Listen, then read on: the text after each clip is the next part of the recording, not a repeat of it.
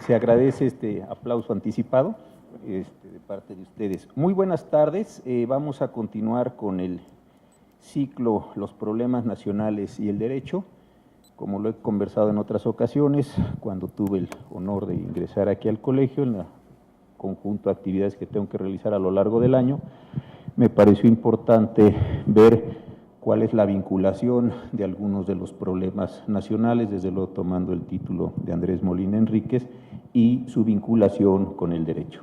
Este año lo que he tratado de hacer es presentar el tema de la corrupción y el derecho, no como un fenómeno general, sino tratar de seccionarlo de acuerdo con distintos temas, con distintas complejidades, con distintos problemas. Hemos visto cuestiones vinculadas con el sector privado, también el fenómeno mismo de la corrupción y algunas otras cuestiones.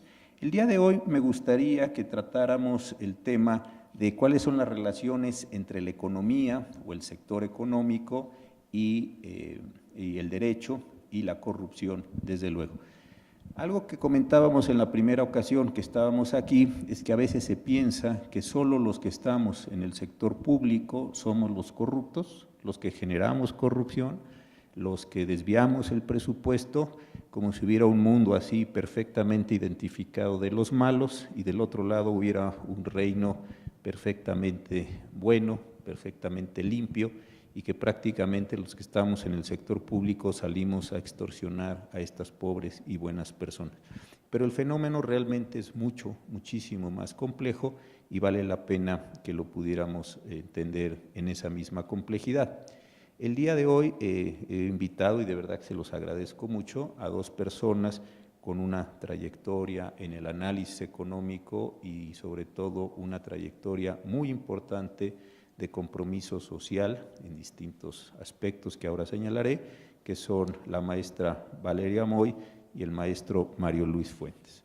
La maestra Valeria Moy es egresada de la Escuela de Economía del ITAM, tiene un posgrado en la London School of Economics, ha trabajado en el sector regulador de México, sobre todo en el área de regulación bancaria de valores y también en el sector privado, que es importante conocer también estos aspectos en una importante compañía de seguros en el país. Aquí en México ha impartido cursos de macroeconomía, ha colaborado en esta muy importante revista de Foreign Affairs y también, como sabemos, en medios sobre todo impresos y en redes sociales. Actualmente escribe una columna bien interesante en El Financiero sobre temas económicos y trabaja en estas relaciones entre economía y desarrollo, y actualmente es la directora general de México Cómo Vamos, una organización de la sociedad civil que está generando conciencia y reflexión en nuestro país.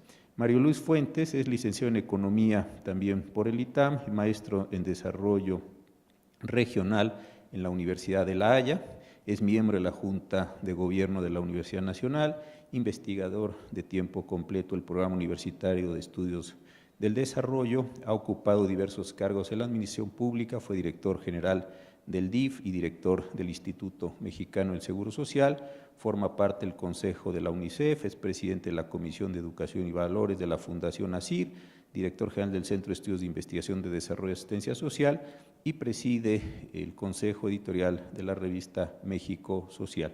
Es autor de varios libros sobre asistencia, política social y desarrollo y es conductor del programa México Social del Canal 11, en donde realiza muy interesantes entrevistas.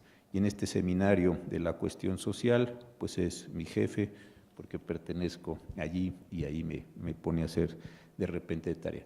Entonces, si les parece, le daría yo en primer lugar el uso de la palabra a Valeria para que nos hiciera una introducción acerca de cómo piensa que están vinculados estos fenómenos de la economía y de la corrupción, y creo que aquí hay cosas bien interesantes, cómo es que la economía afecta a la corrupción, la mantiene, la genera, cómo es que la corrupción de regreso afecta a la propia economía, que creo que es un problema de lo más interesante en este sentido. De verdad, muchísimas gracias. Adelante, por favor. Al contrario, muchísimas gracias por la invitación, muchísimas gracias a ustedes por estar aquí y la verdad es que es un honor que tenerte como moderador. Yo te veía en el ITAM así como, ya sabes, como completamente inalcanzable, entonces me da muchísimo gusto estar hoy en este panel.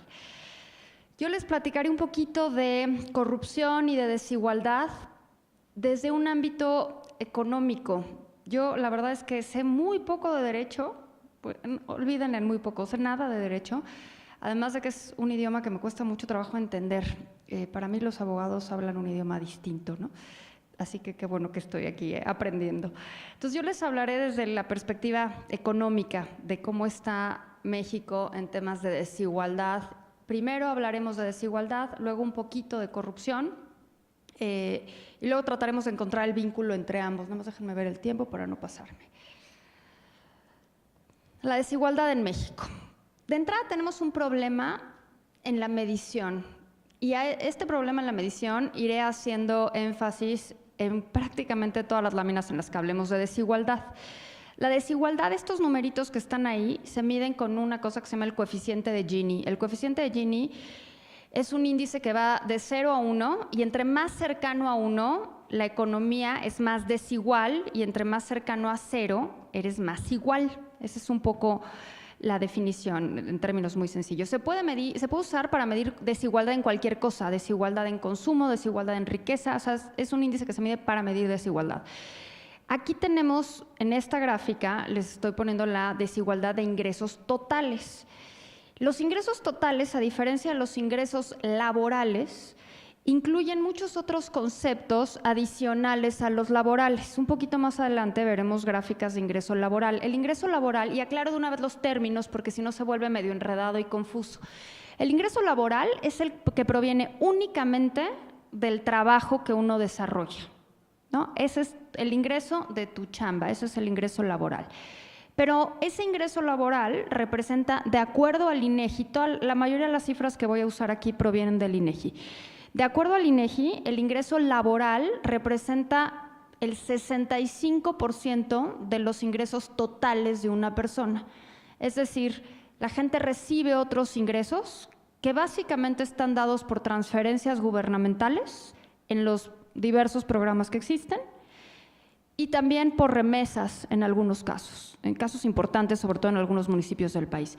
Hay otros ingresos que tienen que ver y que el INEGI cuenta, como por ejemplo, si mis hijos comen todos los días en casa de su abuela, pues eso al final del día representa un ingreso que yo no conté y que representaría el ingreso de mis papás y demás, ¿no? Entonces, la complejidad es grande, básicamente están ahí transferencias en los ingresos totales y remesas. Entonces, como vemos, la desigualdad, la verdad es que ha cambiado poquísimo, ha habido periodos en donde sube, periodos en donde baja, y en realidad esto se debe más bien al descontar el valor de los ingresos por inflación.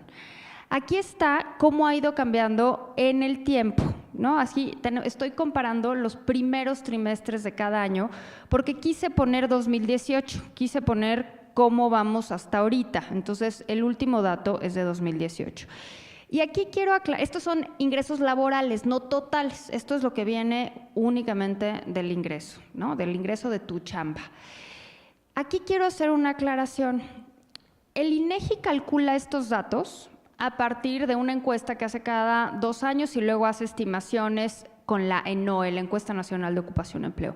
La ENIG es una gran encuesta que hace el INEGI cada 2 años, es Encuesta Nacional de Ingreso-Gasto de los Hogares, donde el encuestador del INEGI va con una familia y se está una semana con una familia. O sea, es una encuesta, no solo llene usted de esta forma, sino que el encuestador está viendo exactamente si concuerda lo que la persona está diciendo con lo que la persona ingresa y con lo que la persona gasta. Y entonces lo que vemos es que al estar el encuestador ahí, la gente dice que gana menos incluso de lo que gasta. Entonces, hay incluso familias que reportan ingresar 0 pesos, entonces está el encuestador del INEGI, oiga, ¿usted cuánto gana? 0. ¿Cuánto ingresa su familia? 0. Oiga, pero yo veo que usted tiene un coche ahí y que pues mal que bien consume y que mal que bien sus hijos van a la escuela y van al servicio médico, donde compran las medicinas. No, mi ingreso es 0. ingreso cero. Oiga, pero yo vi que su hijo el otro día fue a vender unas gelatinas. Ah, sí, de eso gané, bueno, ganó la familia 100 pesos. Y entonces el encuestador está ahí y está viendo cuánto gana la familia. Pero lo que revela esto es una gran tendencia a mentir. El presidente del INEGI, el secretario del INEGI, usa una frase que la verdad es que se la he robado con permiso. El presidente del INEGI dice que la gente miente siempre respecto a su ingreso, a su edad y a su peso. O sea que en una de esas tiene razón. Pero yo creo que si hacemos aquí una prueba y les paso un papelito y les digo, díganme cuánto ganan, y además los veo a los ojos, pues muy probablemente me digan un número menor, ¿no? Entonces, yo no sé si la gente tenga tendencia a mentir, hay muchos libros que dicen que sí, pero lo que sí vemos es que cuando está el encuestador la gente miente a la baja. Yo creo que puede ser, en primer lugar, por temor a que no por temor al encuestador del INEGI, por temor a que le quiten programas sociales, porque si revela que gana más de cierta cantidad de dinero, perderá el derecho a tener estas transferencias. O también, quizás cada vez más, sobre todo cuando la muestra se amplió, porque se amplió el año pasado, para incorporar distintos estratos poblacionales, lo que se ve es que la gente tiene miedo de que le caiga el fisco. Entonces es mejor declaro menos, no vaya a ser que los del INEGI platiquen con los del SAT y mañana me caiga el SAT y entonces mejor digo que gano menos y así me evito broncas, ¿no? En realidad no sabemos cuál sea la razón, pero esas son hipótesis. Si midiéramos, el año pasado, que fue la ENIC del año pasado, fue por primera vez, cayeron, o sea, imagínense la distribución del país del ingreso, ¿no? Tienes un pico que gana ingresos muy altos y tienes una base mucho más grande que gana ingresos más bajos. Entonces, si estás haciendo diseño muestral y estás haciendo la encuesta, pues es normal que caigan más de las partes de los deciles de abajo del ingreso que de la punta de la pirámide de ingresos. El año pasado, por primera vez, cayeron en la muestra 2 hogares que ganaban más de $1 millón al mes. Entonces, pues eso, o sea, es la primera vez que sucede, porque la muestra se amplió. Y eso pues repercutió en que el ingreso de repente promedio de Nuevo León y de Guanajuato, que fue donde cayeron estas familias, ¿no? Y además eran ingresos más de $1 millón, pero una reportaba 12 millones al mes, ¿no? Para que nos demos una idea de las diferencias. Ahora, a la hora que haces, es la primera vez que caen en esta muestra, ¿no? Entonces, no habían caído. Mi hipótesis es que no solo la gente miente, sino que la parte de arriba de la distribución está mal capturada. Pero está mal capturada por cuestiones de diseño muestral. Si usáramos los registros anonimizados del SAT, el SAT también tiene registros que por primera vez están siendo públicos sin nombre, cosa que es muy importante. Si se platican el SAT y el INEGI, vemos que la desigualdad es 70 veces mayor de la que nos dicen los datos únicamente de la ENIG. Es decir, los ingresos más altos son más altos y esto hace que la desigualdad sea mayor. Pero eso no lo podemos capturar, ese es un dato soltado en una junta en corto, porque todavía no puede usar el INEGI, o sea, ya los puede usar para pruebas, pero todavía no publica esos datos. Yo creo que en el momento que se contrasten estos datos, tendremos una foto mucho más realista de la desigualdad en el país. Aquí está la desigualdad en términos de los estados. Entonces, a mí me sorprende, al principio me sorprendió porque me habían dicho que no había una relación entre pobreza y desigualdad y que nada que ver y que a lo mejor eran todos más iguales, incluso en los estados más pobres, porque pues eran igualmente pobres, ¿no? Y lo que vemos es que no es así. Los datos nos muestran que los estados más pobres, que son Oaxaca y Chiapas, que además aparecen en todos lados como los estados con peor desempeño económico, es donde más desigualdad hay. Y algunos estados que han estado creciendo, en particular Baja California, Guanajuato, por ahí anda Nuevo León, han disminuido la desigualdad. No estoy diciendo que esté maravillosamente, pero estoy diciendo que entre más pobreza veamos, y eso es algo que es difícil de comprender, vemos también más desigualdad. Aquí está esta foto del país. Entonces, lo único que estamos haciendo, o sea, es poniendo la desigualdad de ingresos laborales, estos ingresos totales, estos ingresos laborales, porque es de la que tenemos información frecuente. De los ingresos totales no tenemos información frecuente, de los laborales sí, tenemos información cada 3 meses. Entonces, vean, ahí está el norte y el sur del país, completamente divididos. Claro, hay excepciones en el norte y hay excepciones en el sur, como siempre, cualquier generalización tiene una excepción, pero vean la parte del país donde es más desigual. Entonces, esto es bien importante porque cuando hablamos de los estados más pobres, nos imaginamos todo el estado pobre y no es así, ¿no? La desigualdad es mucho más grande, lo cual quiere decir que hay un pedazo de la población que captura esos ingresos, ¿sí? En lugar de una distribución mejor de los ingresos. Por lo tanto, las políticas de distribución del ingreso tendrían que ser distintas en el sur que en el norte, o en el sur, en el Bajío, en el norte. ¿Cuál es la paradoja de la desigualdad? Cuando hay desigualdad o igualdad, incluso vamos a hablar de igualdad, podemos hablar de igualdad siendo todos más pobres, ¿no? Que es un poco lo que pasa en Cuba. Es una economía más igual, pero también es más igual en un nivel mucho, mucho menor de ingreso. Ojalá que no sucediera como en países nórdicos, donde hay más igualdad, pero en un nivel mayor de ingreso. Algo que vemos en México es que al sacar los datos de desigualdad, normalmente lo que vemos es que somos más o menos igualmente desiguales que países europeos. Somos igual de desiguales que Italia, por ejemplo. Somos igual de desiguales que Portugal, igual de desiguales que Irlanda. Lo que viene después de la desigualdad, que es la política pública para corregirla, son los programas de transferencias y de impuestos. Y lo que vemos es que después de esos programas de transferencias y de impuestos, en México la desigualdad no cambia, pero en Portugal, Irlanda e Italia, y en Holanda también, los países que escogí, pues sí cambia la desigualdad y se vuelven profundamente menos desiguales o profundamente más iguales. ¿Y eso qué pista nos da? Pues que estamos haciendo pésimamente mal nuestra política social.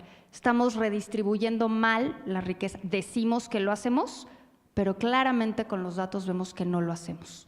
Entonces, de ahí la importancia de generar riqueza, pero generar riqueza y distribuirla, no es únicamente generarla. Entonces, ya hablamos de desigualdad, vamos a hablar más o menos rápido de corrupción. Aquí está la prevalencia de corrupción y lo que se ve, dividimos el país ahí en diferentes regiones, nada más por facilitar el tema. Fíjense, lo estamos dividiendo, la primera barra de cualquier región son los trámites federales, los segundos son los trámites estatales y la tercera barra son los trámites municipales. Fíjense dónde está la corrupción. O sea, los trámites federales es donde menos corrupción hay. No digo que no haya, pero es donde menos corrupción hay. Los trámites estatales concentran gran parte de la corrupción y los municipales también, pero en segundo lugar. Entonces, ¿dónde está la corrupción? En los trámites locales. Eso es increíble que esté sucediendo, porque esto te habla de la extorsión que se lleva a cabo en los municipios y en los estados. Esto es un dato que a mí me parece escandaloso y cuando lo he platicado en foros internacionales, por decirlo de alguna forma, o con gente de todo el mundo, no lo entienden, o sea, me cuesta trabajo explicarlo. Estos montos que están aquí son los recursos que desaparecieron entre 2011 y 2015. Y cuando digo desaparecieron, es literalmente no se sabe dónde están. O sea, no se sabe qué pasó en Veracruz con 34,000 millones de pesos. O sea, no sabemos dónde están. No lo sabe la Auditoría Superior de la Federación. Y pasa lo mismo con cada estado. Ahí están los numeritos, ¿no? Entonces, entre 2011 y 2015, más de 2 billones de pesos, billones en la acepción castellana de la palabra, millones de millones, de los recursos, estos son solo los recursos federales que se transfieren a los estados. Están desaparecidos y es literal, o sea, no sabemos qué fue de ellos, ¿no? O sea, no sabemos dónde están. Cosa que es terrible porque me da risa como trágica, ¿no? O sea, como esto no puede ser que esté sucediendo. Entonces, cuando les contaba que lo explico en foros internacionales, me dijo, ¿pero cómo? ¿Cómo que desaparecen? ¿Dónde están? No, pues es que no sé dónde están. Ese es el meollo del asunto, nadie sabe dónde están. ¿Dónde se ve más corrupción? Que no es monto, es incidencia, es por trámite, ¿no? O sea, aquí lo que reporta la gente es, en este trámite me pidieron mordida o en este trámite no sé, el oficial me dijo que pasara por fuera y le diera una lanita. Es por trámite, no es monto, es por número de trámites. Entonces, ahí vemos dónde está la corrupción: Sonora, Durango, Sinaloa, Chihuahua, la Ciudad de México. Entre más trámites haya, vemos que hay más corrupción también. Esto es por qué la gente corrompe. Esto es, le preguntan a las unidades económicas, el INEGI le pregunta a las unidades económicas ¿por qué corrompes?, ¿no? Y la gran mayoría de la gente dice, pues para agilizar trámites o para evitar multas y sanciones. Y si ustedes han estado en alguna situación de corrupción, que me imagino que sí, y no es por cuestionarlos ni cuestionar su calidad moral, es porque yo casi que no encuentro a nadie que no haya estado en una situación donde alguien le pide una mordida o alguien ofrece una mordida también. Es, ay, Poli, tengo una junta, no sea malo, tengo que ir por mis hijos al colegio, mire, le doy para su refresco, ¿no? Entonces, pues lo vemos ahí, agilizar trámites y evitar multas y sanciones, me parece que no es sorprendente. Pero vean, participar en licitaciones no es un monto menor, y ahí es donde está lo gordo de la corrupción. Este es nada más por sectores, no hay demasiado que decir aquí, mejor me voy a los montos. El INEGI hace 2 encuestas interesantísimas, que de verdad le deberíamos de dar más peso a la información que saca el INEGI porque es maravillosa y de repente se nos pierde en la infinidad de los datos. Hace 2 cosas, le pregunta a las personas físicas y a las personas morales cuánto gastaron en corrupción. Esta es la de las personas físicas. Las personas físicas en 2015, que es la más reciente, porque esta no se saca año con año. En 2015, las personas físicas reportaron gastar en corrupción 6,419 millones de pesos, lo que equivale a 2,799 pesos por adulto. Son adultos víctimas de corrupción. Para que se den una idea de este monto, porque a mí cuando me dan estos datos, la verdad es que yo ya, cuando me hablan de miles de millones, no sé qué significa, no me lo puedo ni imaginar. Por eso cuando me dicen que alguien se robó 34,000 millones, digo, no sé, ¿qué es eso, no? Entonces, para que se den una idea de esta cifra, son 287 veces el gasto de Coneval, 12 veces el programa de 3x1 para migrantes, 6 veces el programa de Liconza y 2 veces todo el gasto de comedores comunitarios. O sea, no es menor lo que las personas físicas damos en corrupción. Ahora, recuerden que esto es encuesta, y vean la encuesta de las empresas. Las empresas reportan, las empresas víctimas de corrupción, que han gastado o que gastaron en el 2016, la encuesta esta salió en el 2016, 1,612 millones de pesos. Le regreso a la lámina anterior, significativamente menos que lo que gastan las personas físicas. A mí me sorprende enormemente, ¿no? Y entonces, como esto es encuesta, yo me imagino que es porque las encuestas se victimizan ellas mismas y dicen, no, porque ahí sí te puede caer, o sea, no es que la INEGI vaya a reportar la información, pero para la empresa es mucho más difícil aceptar que dio una mordida o que pagó la nota para que le dieran la licitación o que sobornó a alguien para que le dieran el terreno, que lo que es para una persona. O sea, si a mí llega el del INEGI y me dice, oye, alguien te ha pedido una lanita, una mordida, pues sí, el de las licencias me la hizo de tos y me pidió 600 pesos, y, o sea, pero si le preguntan a una empresa, no voy a decir ningún nombre de ejemplo, oiga, usted empresa tal, ¿ha sido víctima de la corrupción? No. Bueno, una vez me pidieron una mordida, pero no la di, porque nosotros somos los santos que no damos. Entonces, pues no me sorprende, o sea, al principio me sorprendió y luego, pues una vez que piensas 2 segundos, dices, pues evidentemente la empresa no quiere decir que ha sido no víctima, sino partícipe de la corrupción, que es muy distinto, ¿sí? Entonces yo creo que aquí este dato es bien relevante, solito no es tan relevante, pero si lo comparamos con lo que dicen las personas físicas que gastan en corrupción, pues es muy distinto, ¿no? Ahora, ¿cuál es el tema? Y aquí sí, de verdad, no lo sé. O sea, lo presento tal cual con una duda. Yo no sé si la corrupción genera desigualdad o si la desigualdad genera corrupción. Lo que sí sé es que la corrupción para los deciles menores de ingreso representa un porcentaje significativamente mayor de su ingreso. En términos económicos decimos que la corrupción funciona como un impuesto regresivo, le pega más a los que menos tienen. Veamos estos datos, ¿no? Estos datos son del Foro Económico Mundial. Fíjense cómo, esta es evaluación internacional, cómo en cualquiera de estos 3 indicadores, desvío de fondos públicos, confianza pública en los políticos, pagos irregulares y sobornos, si quieren enfoquémonos en el último, que es donde está la corrupción pues más clavada, ¿no? Año con año disminuimos en el ranking, ¿no? Y esto es consistente, vamos bajando. Y pues están los otros 2 rubros también para que vean que esto pues también es consistente, ¿no? Entonces, empeoramos y empeoramos y empeoramos. ¿Cuál es la bronca con la corrupción? Disminuye la competitividad del país y se atraen menos inversiones. Se atraen menos inversiones locales y extranjeras, ¿eh? No solo extranjeras, se atraen menos inversiones locales y extranjeras. Para una empresa pequeña es costosísima la corrupción porque lo extorsionan en diferentes trámites. Si una persona quiere poner su papelería o la mercería o las tiendas que nos rodean aquí en el centro, tiene que enfrentar la extorsión del de Protección Civil, la extorsión del de la luz, la extorsión del del agua, la extorsión del de la renta. O sea, tiene que enfrentar muchísimas escenas de extorsión, independientemente del crimen, que eso sucederá también, ¿no? Entre los problemas más grandes del país, de acuerdo al Foro Económico Mundial, y vean la diferencia, o sea, vean el grado, ¿no? La corrupción es el primero. Después viene el crimen. La corrupción es el primero y luego ya vienen otros tantos, ética de trabajo, salud pública y demás, pero el primero es la corrupción. Y aquí está esta gráfica que muestra correlación, no necesariamente causalidad, entre corrupción y desigualdad, ¿no? Entonces lo que hicimos fue ver cómo estaba la percepción de corrupción y cómo estaba la inversión privada. Entonces, vean cómo aquí no están los ejes, pero si ponemos los ejes, en el eje horizontal, en el de abajo, en el plano, es la inversión privada, el cambio en la inversión privada, y en el eje vertical es el crecimiento económico. Pues donde hay un vínculo clarísimo entre inversión y desigualdad, y entonces podemos hacer el vínculo con la corrupción. Más corrupción, menos inversión y por lo tanto más desigualdad.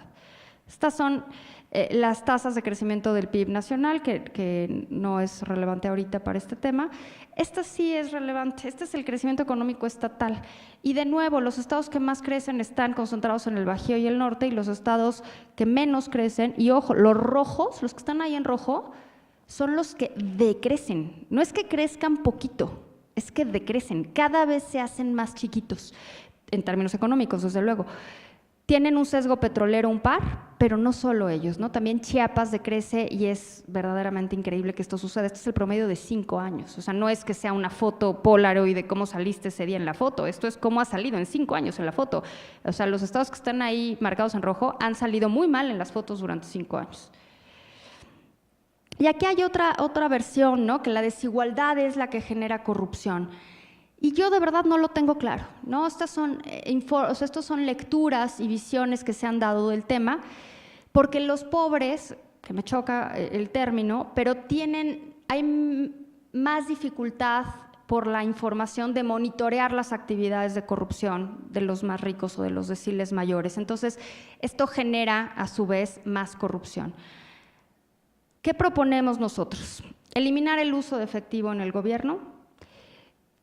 Todos los programas de transferencias gubernamentales y todas las multas y pagos de derechos y la licencia y todo lo que uno tenga que pagar, que son muchas cosas, todo debería de poderse hacer vía electrónica. Más bien, debería impedirse que se use el efectivo. A nivel municipal se sigue usando efectivo en cantidades industriales y esto abre la puerta a la corrupción, desde luego. Otra cosa que hay que hacer es disminuir el número de programas sociales. Hay 6,489 programas sociales en el país, de los cuales 98% son estatales o municipales, donde hay corrupción, justamente. No solo donde hay corrupción, sino donde hay programas sociales completamente inútiles. O sea, si lo que pensamos es que los programas sociales están diseñados para combatir la pobreza, pensemos que en alrededor de 36 municipios hay un programa social para darle a las quinceañeras su vestido de 15 años. Entonces, imaginemos, yo no sé en qué momento eso contribuye a que la familia salga del círculo de pobreza, donde se fomenta el pachangón de los 15 años y el gasto absurdo, pero bueno, esa es mi opinión, ¿no? Hay que definir los métodos de pago en los programas sociales en reglas de operación. En muchos casos estos programas no están definidos, no está claro cuándo te pagan, ni cómo te pagan, ni en dónde te pagan, ni quién tiene que ir a recoger el pago. Entonces, el pago de los programas sociales a veces es un desastre, y abre la puerta, evidentemente, a la corrupción. Y esto que suena evidente, pero que no lo ha sido. Yo recuerdo que desde que era niña oigo el tema de la simplificación administrativa, y la simplificación y eso ya hace unos ayeres, y la simplificación administrativa simplemente pues no llega, ¿no? Yo cada vez que tengo que hacer un trámite, el chiquito que sea, tengo que llevar mi boleta del kinder. Entonces, de verdad no sé qué está pasando. Entonces hay que disminuir el número de trámites y el tiempo para hacer negocios. Entre más trámites y más tiempo le dedique uno al trámite, evidentemente esto abre la puerta a la corrupción. Entonces, bueno, lo dejo aquí, las conclusiones las tengo ahí planteadas, pero creo que las conclusiones todos las podemos sacar, ¿no? Muchísimas gracias. Muchísimas gracias. Y yo creo que sale una primera conclusión general, y es esto, es decir, bueno, pero ¿qué relevante o qué importancia tiene la corrupción respecto a la economía? Y me parece que son datos bien contundentes en el sentido de correlación, como lo decía muy bien la maestra, no de causalidad, pero sí hay una relación bien interesante entre corrupción y desigualdad, y son formas, ¿no? Lo comentamos hace un momento con Mario Luis Fuentes, son formas de mantener a las personas en esta condición de desigualdad de las que cuesta tanto trabajo salir. Le daría el uso a la palabra a Mario Luis Fuentes, por favor. Muchísimas gracias, ministro y amigo, y por la oportunidad de estar nuevamente en este foro que, como Valeria, siempre nos distingue que nos invites. Muchísimas gracias. Déjeme complementar y tratar de ir un poco más allá desde la dimensión económica. Pero para eso creo que es fundamental hablar del contexto que se está dando. O sea, en este momento que estamos hablando de desigualdad y corrupción, creo que es importante preguntarse desde dónde estamos pensando estas dos dimensiones de algo que tiene una relación dialéctica, pero yo comparto con Valeria, no podemos establecer ni causalidades, pero sí sabemos que se interactúan entre ellas de distintas maneras. Estamos, como bien se puso, en un país que lleva 3 décadas sin crecer, un crecimiento mediocre, y que un crecimiento mediocre que va acompañado de un Estado muy débil fiscalmente. O sea, los recursos que tiene el Estado mexicano, el presupuesto de egresos de federación, nos hablan de un Estado que recauda mucho menos que todos los otros estados de la región latinoamericana, no se diga países como la SD. Estamos en un país en el cual todavía la presión demográfica es brutal. Cada año se incorpora 1.200.000 más mexicanos de esa demanda brutal de servicios, y que nos lleva a que hoy somos una sociedad de jóvenes y de jóvenes adultos. O sea, como todos saben, hemos pasado a ser una población, en los 90, una población básicamente de niños y niñas, adolescentes, a una población que somos jóvenes, casi el 80%, 80 millones de mexicanos somos jóvenes adultos, perdón por lo que somos, más bien son ustedes, son una población muy joven. Entonces, estos fenómenos sociales, la desigualdad, la corrupción, se dan a una población joven y joven adulta. Es una población joven y adulta que enfrenta una gran precariedad de los mercados laborales. Hay una enorme necesidad de un empleo con buenos salarios, y sabemos que el 60% de la población empleada gana menos de 3 salarios mínimos, abajo de las líneas de bienestar. O sea, todo este contexto está alrededor de esto que llamamos corrupción, y que más adelante diré que articula la desigualdad. Por otra parte, somos una sociedad joven adulta, que envejece rápidamente. Si ustedes ven la gráfica de tendencia demográfica, a partir de 2030, la pendiente en términos de jóvenes y jóvenes adultos empieza a caer, pero la pendiente de la población mayor de 65 años se levanta brutalmente. O sea, una población que vamos rápidamente a un envejecimiento a partir de pues básicamente dentro de 12 años. Pero es una población adulta, joven, muy enferma. 7 de cada 10 mexicanos tienen obesidad, sobrepeso, y obviamente las dimensiones que tiene esto es de 105,000 mexicanos mueren anualmente por diabetes, 130,000 por hipertensión. Esto nos habla de las magnitudes brutales, y sobre todo déjenme dar un dato que es escalofriante. Aun cuando no somos un país de niños ni adolescentes, cada año, reporta INEGI, mueren 8,000 niños por desnutrición. O sea, este es el contexto de la desigualdad y la corrupción que estamos viviendo. En este contexto somos un país que tiene una democracia, y a mí me impactó mucho el adjetivo que el Latinbarómetro usó para describir las democracias, una democracia diabética, una democracia enferma, con grandes síntomas de incredulidad. No se le cree al presidente, no se le tiene confianza a los poderes, se tiene un malestar en clave de inseguridad, de impunidad, y obviamente un elemento que últimamente de acuerdo a algunos analistas, bueno, Juan Ramón de la Fuente en un libro reciente, ponía el acento hasta qué punto en un discurso gubernamental que no explica, que no logra conectar, pero que exacerba el ánimo de que no está así las cosas. Esta terrible frase de que cuenten bien, cuando el resto de la población percibe que, bueno, sí contamos bien el nivel de corrupción, el nivel de fracturas que existen. En ese sentido, estamos en una situación en que todo este contexto está erosionando nuestra democracia. Y obviamente, ¿qué decir de los océanos de violencias que vivimos? Hoy se dice, los números, los datos de INEGI, que son finalmente estudios, encuestas que logran dimensionar el fenómeno, pero que no nos dan la magnitud clara de los fenómenos, porque están dentro de la opacidad, dentro de cierta percepción de que no digo porque puede tener dimensiones de otro tipo. Y de todos modos nos habla que el año pasado hubo 25 millones de mexicanos que fueron víctimas de un delito. De esa magnitud estamos hablando, es como si toda Centroamérica, es como la mitad de España, o sea, es una brutalidad, y en esto tenemos dimensiones que pesan por lo sustantivo de lo que significa en lo humano. 34,000 personas desaparecidas, una reporte de torturas de 3,500 personas y una sensación de que 7 de cada 10 mexicanos, de acuerdo a la encuesta nacional de seguridad pública urbana, dice, y lo dice con una naturalidad, no permiten, no les gusta, no sentimos cómodo cuando nuestros hijos salen a la calle. Este es el contexto donde estamos pensando esta dimensión, para mí central, de la desigualdad. Déjeme plantear una manera de pensar.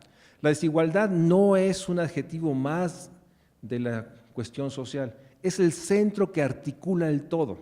Es decir, la desigualdad permea en lo económico, en lo social, en lo económico, en lo cultural. La desigualdad está transformando todo el espacio público, todo el espacio donde vivimos, es real. Hoy, origen es destino. Si vivimos en una comunidad, localidad de alta marginación, los últimos 30 años se ha mantenido esta alta marginación. Hoy los espacios más externos son más marginales. La desigualdad está erosionando el Estado, las instituciones y el Estado de Derecho, como bien escribía el ministro José Ramón Cosío recientemente. En la medida que a este impulso natural a tratar de cumplir la ley se erosiona, porque si yo sé que a través de ciertos mecanismos, artificios, no tiene ningún sentido tener esa compulsión natural a cumplir la ley. La desigualdad está modificando los mercados. De una u otra manera, los mercados son expresiones de muchas desigualdades. Pero la desigualdad también está moldeando nuestra relación como individuos. En ese sentido, entre más desiguales, hay una relación, hay un estudio muy interesante de dos ingleses, salubristas, Wilkinson y Piquet, que mencionan que en los estados-nación con más desigualdad hay más suicidios, hay más gente en la cárcel, hay más enfermedades mentales, hay más obesidad y sobrepeso, hay más embarazo adolescente, hay más alcoholismo, hay mayor adicción. En ese sentido, la desigualdad es el fenómeno estructural que está moldeando todo el espacio social, público y privado. Y que obviamente la desigualdad es un elemento que alimenta, genera incentivos para una corrupción que permita, algunos dicen, agilizar estas ruedas de esta sociedad que para que funcione requiere de la corrupción, porque de otra manera estos mercados totalmente que no funcionan con libertad requieren de estos incentivos, de estas economías oscuras que permitan la sobrevivencia y también permitan la concentración y el enriquecimiento en magnitudes como las cifras, o sea, platicábamos hace rato, 34,000 millones en Veracruz. O sea, es una dimensión que yo no sé cuánto cuesta un avión, yo no sé cuánto cuestan tantos ranchos o unas casas, pero no hay manera de concebir ese nivel de codicia y de impunidad. Y en ese sentido, creo que la creciente desigualdad es el gran problema social. Recientemente, distintos economistas, Jaime Ross por la UNAM, o Fernando Cortés, o Miguel Reyes, ¿cómo se llama? Miguel del Castillo, del ITAM, hizo un cálculo de la desigualdad de los activos financieros y no financieros. Es decir, si pudieras, ¿dónde se concentra la riqueza? Te das cuenta que la concentración no es 0.40 o 0.300, es 0.80 y 70. Es decir, últimamente sostenemos que la desigualdad está creciendo y parte tiene que ver con que hoy reconocemos que hay un truncamiento en el cálculo de los ingresos. Ahí no están los ingresos de los 4 hombres más ricos del país, de Slim, de Balleres, de Larrea, no están ahí. Tampoco está la parte baja, que hay un truncamiento hasta abajo, porque no llegamos a los más pobres de los pobres. Bueno, ese truncamiento de la ENIG y la ENOE nos lleva a esta dimensión que hoy, cuando usamos ciertos registros administrativos, como bien dice Valeria, nos damos cuenta que la desigualdad no solo se mantiene a estos niveles inaceptables, sino está creciendo. Y eso añade, pongamos que la desigualdad no solo es concentración de ingreso, como se defina, o de riqueza. La desigualdad también implica concentración del poder para incidir, para disuadir, para poder generar presiones en los congresos, presiones en las estructuras institucionales, para derivar una política o una acción que favorezca la concentración, que favorezca los intereses legítimos. Por eso se habla que la desigualdad vía la corrupción está capturando los estados. En ese sentido, es importante señalar que los análisis más recientes nos muestran que la desigualdad de ingreso y de riqueza se está concentrando y es mucho mayor de lo que pensamos. Es importante que reconozcamos, y déjeme hacer un paréntesis, que ha habido un giro copernicano en términos de lo que se pensaba en el siglo pasado, ese siglo que parece que fue hace muchos años. En los 60, en los 70 se asumía que una economía desigual era algo que en el fondo, en el largo plazo, iba a beneficiar por la propensión a la inversión que tienen, o al ahorro que tienen las personas más ricas. Algo que llamaban los economistas Kuznets, un economista que mancó una curva invertida. Pero a partir de los 90 surge una conciencia, un giro brutal. Todos, y hablo desde el foro de Davos de los empresarios, desde CEPAL, la visión estructuralista, hablo desde el libro, el bestseller mundial de Piketty, en términos del capital, sostienen la desigualdad erosiona el crecimiento, erosiona las democracias, fractura los estados, promueve corrupción y una serie de fenómenos sociales.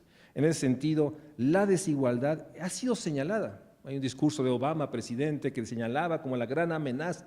La gran amenaza global era la desigualdad, es la desigualdad.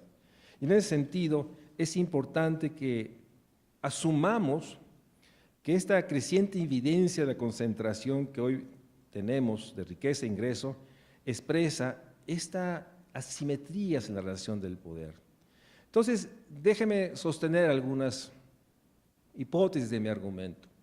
La desigualdad es el fenómeno social que estructura nuestra sociedad. Está en el centro, no adiciona, sino al contrario, caracteriza todas las relaciones económicas, políticas, sociales y culturales. Si es la desigualdad el fenómeno social esencial que estructura nuestra sociedad y que expresa esas relaciones asimétricas, tiene dos fenómenos en los cuales se vuelve tan corrosiva porque es vía la instrumentación de la corrupción que genera esta erosión de la democracia. Probablemente para mí el fenómeno más brutal de esta vinculación de desigualdad y corrupción es que está erosionando nuestra democracia. al generar la incredulidad en las instituciones, al generar una desconfianza en todo lo que sea autoridad, con lo cual limita las capacidades del Estado como único instrumento, otra tesis, que puede generar actividades redistributivas. O sea, no solo es el monto global de ingresos fiscales que tiene el Estado, que sin duda muy ineficientemente a través de estos programas sociales, 6.400, pero también a través de una política fiscal que no genera equidad, ¿sí? No logra reducir el porcentaje de Gini con la aplicación de los ingresos, de los impuestos o el gasto público, por decirlo de esa manera. O sea, no solo es un asunto del monto, es la enorme realidad de un Estado capturado que genera una política social que mucho, sin duda, logra que la pobreza no tenga tanta incidencia, pero sin duda también tiene enormes vínculos que permite este fenómeno de brechas que se acrecientan en todos los espacios, en todas las partes. Si es así, si la desigualdad es el gran problema social, si es realmente la gran conciencia que se ha dicho desde el Fondo Monetario, Banco Mundial, el Foro de Davos, esta realidad genera un fenómeno que yo lo llamaría la más profunda mezcla de estos dos titanes que están erosionando y que están generando que no solo 52 millones de personas sean pobres, déjeme frasearlo de esta manera. El tema o la dimensión es que estas personas que viven en pobreza, en la medición de Coneval, están viviendo una vida que no es digna de ser llamada vida. Porque si pensamos que esas 7 carencias son suficientes para una vida que valga la pena llamarse vida, estamos excluyendo dimensiones como la justicia, como el derecho a la cultura, como el derecho al tiempo, como las grandes carencias. Por eso, desde mi perspectiva, hoy tenemos que confrontar que esta idea de pobreza multidimensional, poderosa como es porque además de ingreso incorpora a otras 7, tiene que tener conciencia que está construida en indicadores muy mínimos, muy básicos, que me lleva a asegurar, y es una frase de Adorno, me gustaría decir que es mía en términos que es una vida que no vale la pena llamarse vida. Y esa es la dimensión de lo que está generando esta erosión del Estado que genera la desigualdad y la corrupción como fenómenos articulados, como fenómenos que permiten la sobrevivencia o facilita que las ruedas de los mercados se muevan, o como este proceso en el que ante tal asimetría de Estado genera esta realidad que creo que es un elemento adicional que quisiera incorporar a la reflexión. La erosión de la corrupción y la desigualdad como fenómenos conjuntos erosiona una de las dimensiones más vitales para enfrentar la inequidad. La corrupción lesiona la confianza entre los ciudadanos, no solo entre nosotros y las autoridades, sino entre nosotros mismos.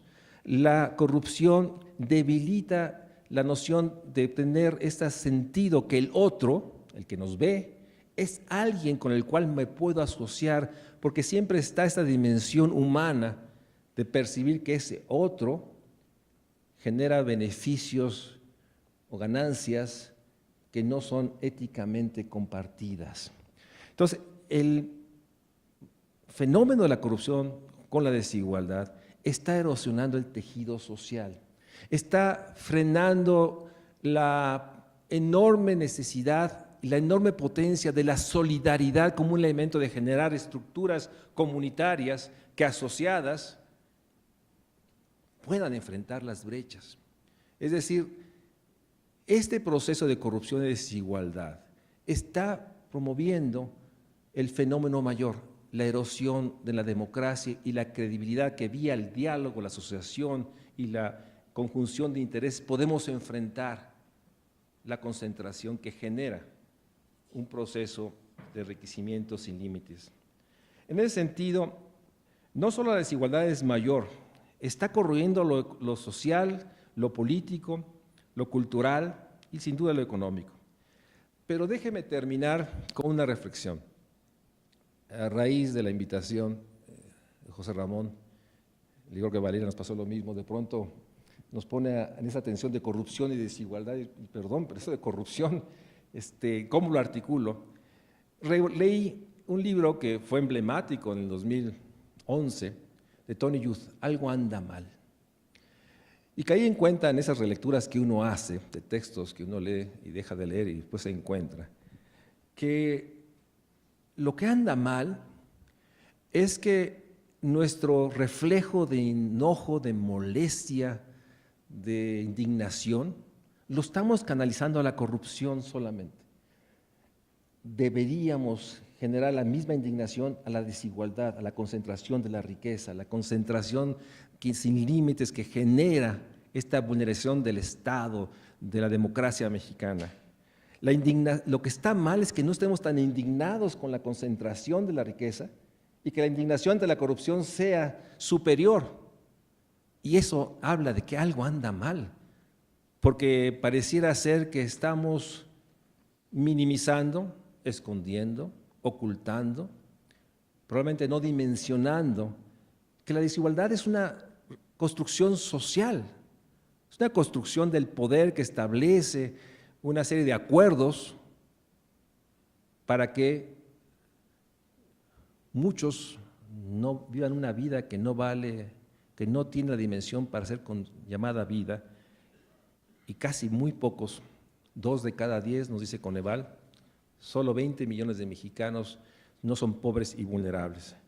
En ese sentido, si algo tenemos, y algo por eso, José Ramón, felicito al Colegio Nacional y a ti mismo, de lograr que estos foros contaminen, logren poner en el centro como el gran reto y desafío del país, es generar una sociedad que reduzca brechas, que permita articular a todos vía el trabajo, que genere un proceso de un gobierno ético, legítimo, creíble, eficaz y eficiente, y solo lo podremos hacer, a mi juicio, si ponemos en el centro como el gran problema social, y por social hablo el gran problema de vida, la desigualdad que hoy moldea, modela a nuestro país. Muchas gracias.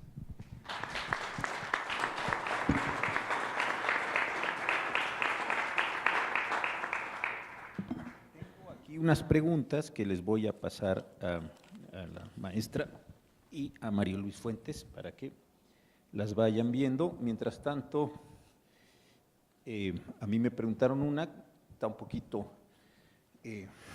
fuera de tema, pero en lo que ellos revisan sus preguntas para contestarlas conjuntamente, me pregunta una persona que qué es el Estado de Derecho y qué es un Estado de Derecho eficiente. Acaba de salir, bueno, ya tiene un tiempito, un libro bien interesante coordinado por Héctor Aguilar y por Raúl Padilla, en el que trabajamos varios de nosotros, y ahí traté de yo de establecer esta idea de qué es el Estado de Derecho. Y a mí me parece que, y lo decía ahí, que primero, y antes de empezar a discutir Estado de Derecho, tendríamos que ponernos de acuerdo a qué queremos o a qué podemos llamar el Estado de Derecho. Yo históricamente encontré una definición inglesa del siglo XVII, una definición francesa del XVIII, una alemana del XIX y una del Consenso de Washington en el XX, y cada una de ellas nos indica que son cosas distintas, pero así como idea general, lo que significaría es que existiendo un marco jurídico, nos tenemos que atener en términos generales a lo que ese marco jurídico disponga. Hay distintas variables ahí, no viene ahorita el caso tratarlas, pero sí creo que vale la pena que se reflexionara sobre esta cuestión. Si la ley dice 5 años de cárcel, pues son 5 años de cárcel. Si la ley dice o el derecho dice que hay que pagar impuestos a una tasa de 29, hay que pagar impuestos a una tasa, que si los recargos son de tanto, que si los trámites no debieran constar una propina, una astilla, como se decía anteriormente, en este sentido, pues creo que eso es lo que finalmente trata un Estado de Derecho de mantener. Creo que ahí y sobre ese tema habrá mucho que contar en los siguientes años. Entonces, volviendo al orden inicial de las participaciones, si la maestra Valeria Moy nos hiciera favor de contestar a sus preguntas, por favor. Mucho gusto. A ver, voy a empezar por la de Pito Pérez, que supongo que no se llama Pito Pérez, pero eso es lo que puso. Entonces, por eso lo cito. ¿Por qué no mencionan el caso Odebrecht? Por supuesto que hay que mencionar el caso Odebrecht. No mencioné ningún caso en específico, pero la lista, bueno, nada más basta con que abramos el periódico y cada día hay uno nuevo. Entonces, pues, ¿qué les gusta? Podemos hablar de Odebrecht, podemos hablar de la estafa maestra, podemos hablar de la Casa Blanca, podemos hablar de la Casa de Malinalco, pero esto lo podemos ir para atrás, podemos hablar de la Colina del Perro, o sea, podemos ir hablando de… O sea, no, mi punto con esto es que la corrupción no es un fenómeno de hoy. A lo mejor hoy es más visible, ¿no? Eso no tengo ninguna duda porque, pues evidentemente, los medios, las redes lo hacen mucho más visible. Hoy le puedes tomar un video a la Casa Blanca. Hoy nos enteramos de la Casa Blanca por un documento en una revista, bueno, por un reportaje en una revista de sociales, ¿no? Entonces, hoy es mucho más visible, pero no creo que sea novedad. Entonces, podríamos hablar de todos los casos, pero no sé si tenga, o sea, si sea para este foro. Sí me parece increíble, hoy salió una nota en el New York Times, bien relevante, sobre el caso de Odebrecht, y dice que México y Venezuela son los únicos países que no han indagado sobre el caso Odebrecht, que me parece… pues vergonzoso, la verdad, o sea, no solo lamentable, sino como de vergüenza, literalmente de vergüenza. Todos los impuestos, ¿por qué no mencionan todos los impuestos que se llevan las ONGs? No sé qué impuestos se llevan las ONGs. Yo estoy en una ONG, bueno, en una AC, pago impuestos, pago una lana de impuestos y no recibo impuestos de nadie. Entonces, yo recibo donativos que no son impuestos y supongo que la mayoría de las ONGs trabajan igual.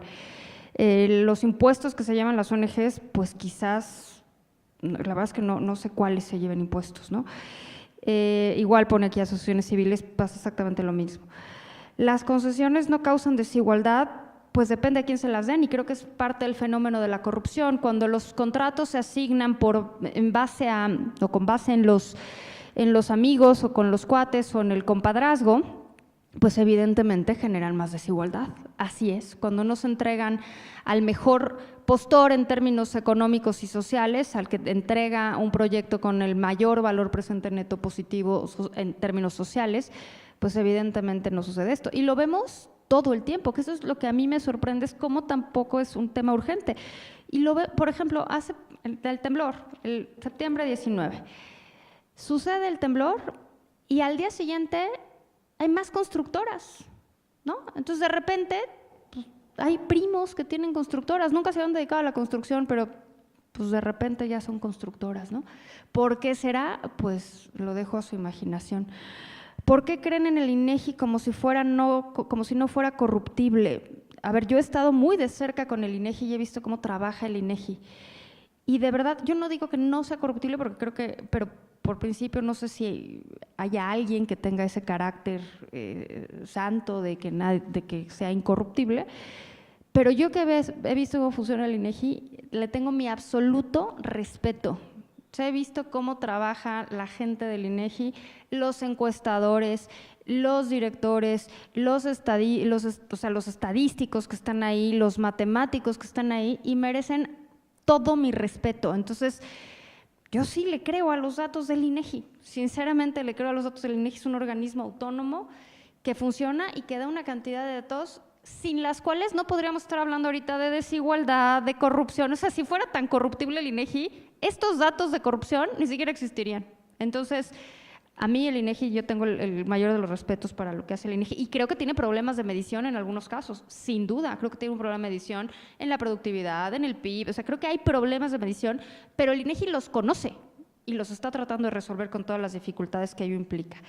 ¿Qué pasará con la me pregunta Rafael Cruz, ¿qué pasará con la Suprema Corte si gana AMLO? Yo aquí esta pregunta pues como que no me toca. ¿Qué pasa? Y no me atrevería a hablar de cosas que de verdad sí no tengo idea. ¿Qué pasaría con el Banco de México y otras instituciones autónomas? Bueno, recientemente dio una declaración que el Banco de México necesita sangre nueva. Quizás, en términos generales, coincido con la afirmación. Creo que el Banco de México necesita así como renovarse quizás, ¿no? O sea, meterse más a temas de fintech, basarse menos en efectivos. Así creo que necesita algunas cosas, pero el Banco de México también me parece una institución súper respetable. A AMLO de llegar a ser presidente, que es supuesto de la pregunta, le tocará nombrar, me parece, a 3 subgobernadores del Banco Central. Y ahí va a estar el reto. Y ahí es donde veremos el compromiso con las instituciones autónomas y con mantener la autonomía de la política monetaria, que es fundamental y clave, y no me cansaré de enfatizarlo, para una economía sólida y robusta que pueda crecer.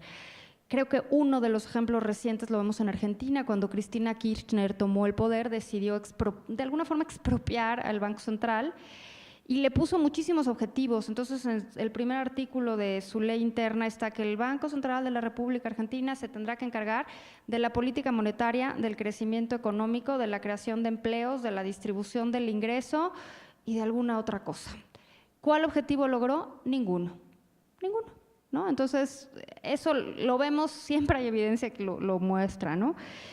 ¿La renta básica universal disminuirá la desigualdad? No, porque la renta básica universal, el tema es que es universal. O sea, lo que aquí se propone, lo que he oído por ahí que se propone, no es universal. Universal se refiere a todos. Entonces, si se pone una renta básica universal, como se hizo en estos experimentos que se hicieron en Finlandia y en un pueblo en Holanda, es darle X cantidad de dinero, vamos a inventar un número, 1,000 pesos al mes a todos por igual. Y ahí estaríamos nosotros, y estaría Slim, y estarían los de los deciles más bajos. Es a todos. El propósito o la idea del ingreso básico universal es cuando el pago de las economías se vaya fundamentalmente al capital, ¿de qué vamos a vivir? Si las economías están robotizadas, pues el trabajo cada vez va a ser menos relevante y entonces, pues ¿de qué vivimos?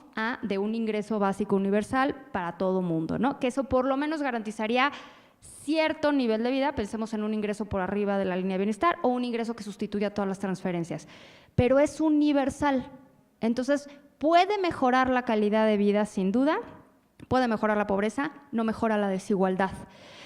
Y cabe mencionar que los lugares donde se puso, Finlandia ya retiró el programa, ya no funcionó el experimento, era un experimento y así lo entendían, estamos experimentando a ver qué pasa, ya retiró el experimento y en Holanda también se retiró el experimento. Entonces, pues no podemos saber mucho de lo que pasa en el largo plazo. Suiza lo votó hace, me parece, 2 años, el 5 de junio de hace 2 años, no sé por qué me acuerdo de la fecha, esas manías extrañas, votó en un referéndum el ingreso básico universal y no lo aprobaron. O sea, dijeron, no, de ninguna manera esto no tiene sentido porque va a impulsar a que la gente no trabaje y no lo aprobaron. Entonces, no, yo creo que no.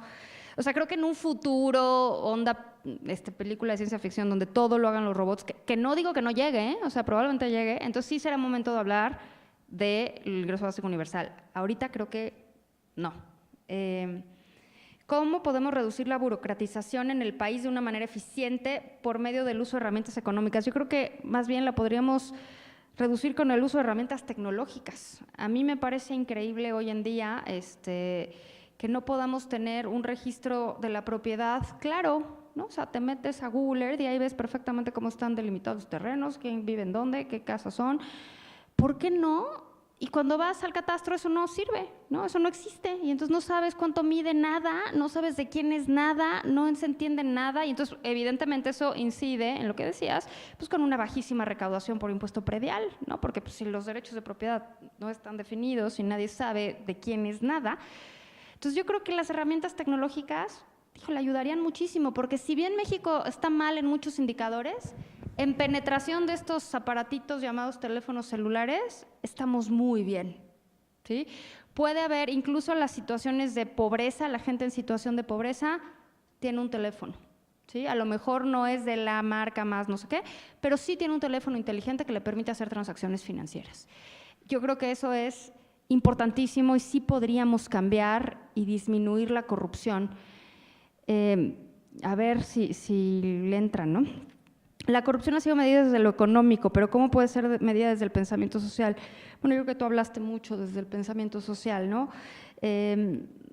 Yo creo que la corrupción, a mí este tema de que la corrupción es cultural, no, bueno, me sacó ronchas desde el momento en que lo escuché, pero sí creo que la corrupción está enraizada en todo y en todos, ¿no? Y evidentemente coincido con el ministro en que no es un tema de el gobierno frente a los demás, somos todos y siempre hay dos lados. Entonces, no es que sea cultural, pero ha sido permitida y socialmente aceptada, cosa que es increíble, ¿no?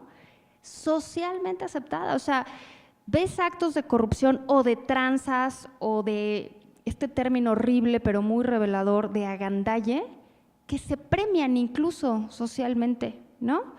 El que no tranza no avanza y jajaja, joy, todos nos reímos, ¿no? El otro día oí un dicho de que el que se agandalla, Dios lo acompaña, así, con unos niños que se estaban subiendo un avión, se iban a colar así todos, iban a llegar en masa para colarse a entrar primero, y se morían de risa y decían, el que se agandalla, Dios lo acompaña, joy. Yo creo que ese tipo de cosas nos están llevando como sociedad a un lugar en el que no queremos estar, ¿no? Y ese es, yo creo que el ámbito social, pero me declaro más bastante poco conocedora del tema, ¿no? Esas son todas las preguntas que me mandaron. Gracias. Bueno, César Castillejos me pregunta, ¿cuáles son las principales fallas de la política social? Bueno, Coneval tiene un documento, recientemente presentó su evaluación de la política social 2018, y sin duda es muy contundente, es una política social fragmentada, segmentada, genera desigualdades horizontales y verticales, porque si vives en la Ciudad de México recibes 600 pesos, adulto mayor, pero si vives en Zacatecas llevas 300 pesos, y obviamente la calidad de los servicios públicos son muy deficientes. Entonces, la tenencia, bueno, esto de Morelos, que es una aberración. Entonces, la política social está fragmentada. Sí hay 6.400 programas, y seguramente más, y muchos no tienen claramente una población objetivo, no tienen realmente claridad del impacto. En fin, hay una enorme realidad de que hoy la política social está también en una etapa que se ha vuelto patrimonialista, que en telar hay que ver la política social de la Ciudad de México, en que las delegaciones distribuyen recursos y cómo focalizan por fila los que llegan a las 7 de la mañana.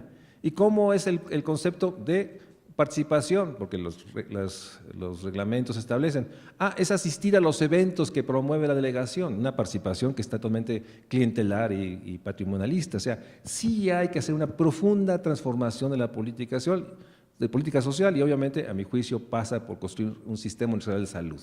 Pero el tema es que lo que tenemos es una política económica, no hablo de los fundamentos macroeconómicos, que no genera crecimiento y que genera una situación de mercados laborales precarios con un salario mínimo que es impresentable. Entonces, la política social sí hay que transformarla, pero solo podrá ser capaz de compensar una política económica que no genera crecimiento y con una reducción de la inversión pública inaceptable, que está en los niveles históricos más bajos de los últimos 30 años, no puede compensar eso la política social, no puede complementarla, puede reducir la incidencia de ella, como es oportunidades, prospera o progresa, como les quieran decir ustedes.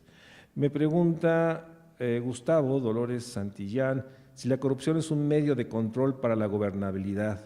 Como pasa con las preguntas, bueno, esta es una primera afirmación que no comparto, o sea, la corrupción creo que erosiona la gobernabilidad y finalmente debilita la credibilidad y genera mucho más ilegitimidad de las estructuras públicas de las instituciones, y con eso genera una realidad de que tenemos gobiernos cada vez más ineficientes e ineficaces.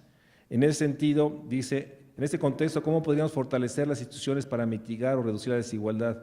Las instituciones solo se construyen y se fortalecen con más y más democracia, es decir, mayor transparencia, mayor claridad en términos de su propósito, y obviamente en ese sentido tenemos las instituciones debilitadas, pero como un efecto no solo de lo económico o de la capacidad fiscal de los estados, sino por la enorme erosión de la democracia mexicana como fenómeno que permite darle eficacia, eficiencia, legitimidad, capacidad de acción a los estados-nación.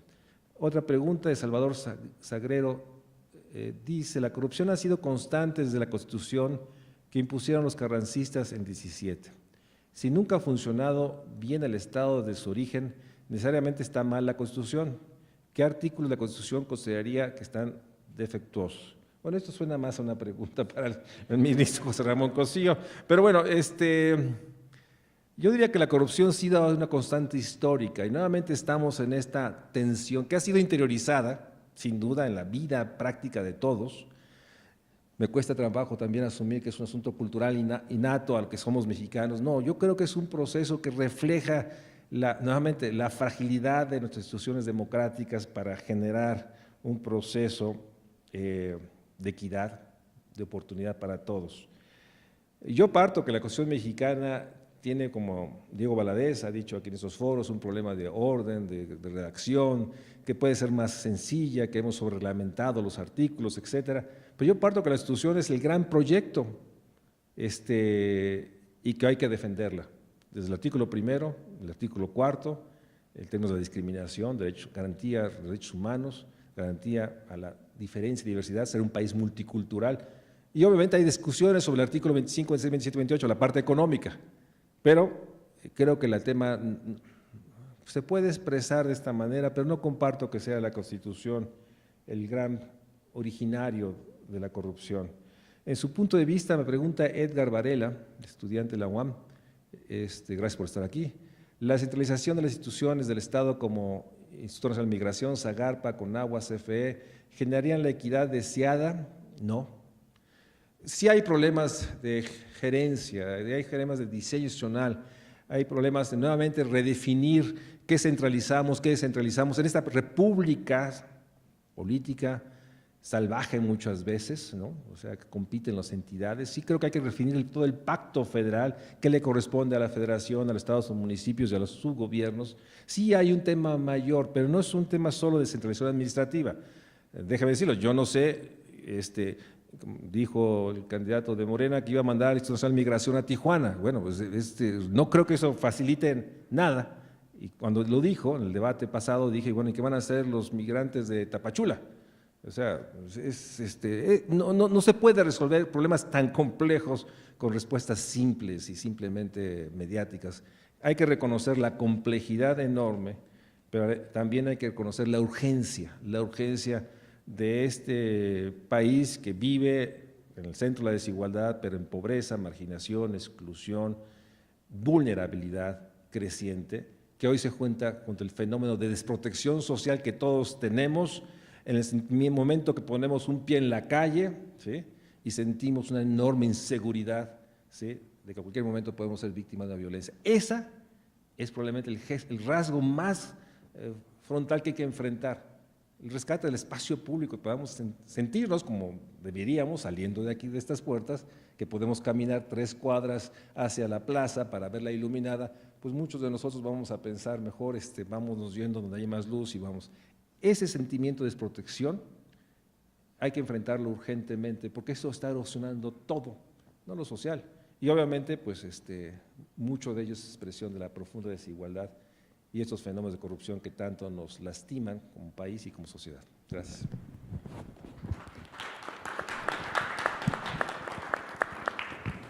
Pues con estas respuestas de verdad muy sugerentes, vamos a dar por terminado. Les agradecemos a ustedes su asistencia, por supuesto a Valeria las muy interesantes ideas que ha dado el día de hoy, su columna muy inteligente en El Financiero y el trabajo buenísimo que están haciendo en México, ¿Cómo vamos? Y a Mario Luis Fuentes, que también desde hace años se dio a la tarea ahí en el seminario de la cuestión social de la Universidad Nacional de desarrollar estos aspectos y el trabajo tan bueno que también se está realizando en México Social.